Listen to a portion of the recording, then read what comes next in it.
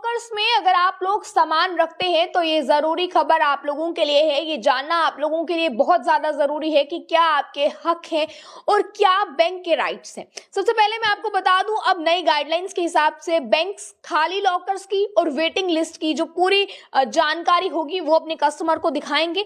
दूसरी बात इसमें यह है कि जो है वो बैंक ज्यादा से ज्यादा कस्टमर्स का 3 साल का रेंट यानी कि किराया जो है वो चार्ज कर सकता है। इससे ज्यादा कई बार ये देखा गया है कि 5 साल की भी किराया जो है वो चार्ज करता है बैंक अपने कस्टमर्स से, पर ऐसा नहीं है। ज्यादा से ज्यादा 3 साल तक का चार्जिंग जो है वो ले सकता है बैंक आपसे अपना सामान रखने के लिए।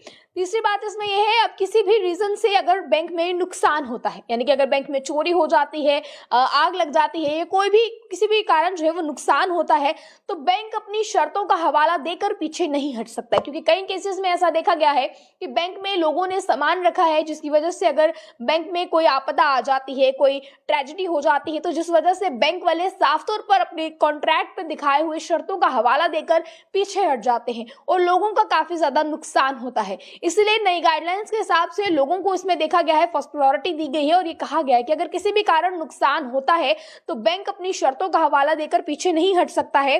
बैंक को कस्टमर्स को पूरी भुगतान करना होगा, यानी कि जो भी जो है मुश्किलें उनको आई है, कस्टमर्स को जितना नुकसान उनका हुआ है उसकी पूरी भरपाई जो है वो बैंक करेगा।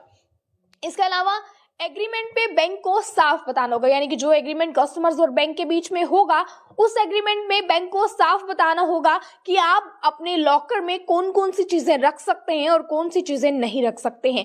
आपको बता दें, क्योंकि आरबीआई के अकॉर्डिंग जरूरी डॉक्यूमेंट्स, आपकी ज्वेलरी और सिर्फ लीगल चीजें ही जो है वो आप बैंक में रख सकते हैं, यानी कि लॉकर में रख सकते हैं। और इसके बाद आगे आपको आखिर में बताते चले कि बैंक लॉकर तक सिर्फ कस्टमर्स ही अब जो है वो बैंक लॉकर तक जा सकते हैं, वहां से अपना सामान जो है वो निकलवा सकते हैं या जमा करवा सकते हैं। इसके अलावा और किसी को भी एक्सेस नहीं दिया जाएगा। यानी कि आसान शब्दों में बताएं तो सबसे पहले आप अगर पहले बैंक में जाते थे तो आप अपने किसी भी संबंधी को जो है वो भेज सकते थे, पर अब ऐसा बिल्कुल नहीं होगा। अब आप जो है अगर रिटर्न में भी लिख के देते हैं, इसके बाद भी आपके अलावा कोई भी किसी भी व्यक्ति को आपके बैंक का लॉकर का एक्सेस जो है वो नहीं दिया जाएगा। इस जरूरी खबर को ज्यादा से ज्यादा शेयर कीजिएगा ताकि तमाम लोगों तक ये जरूरी जानकारी जो है वो पहुंच सके। बने रहे आप आगे के अपडेट्स के लिए अर्ली टाइम्स के साथ। जय हिंद।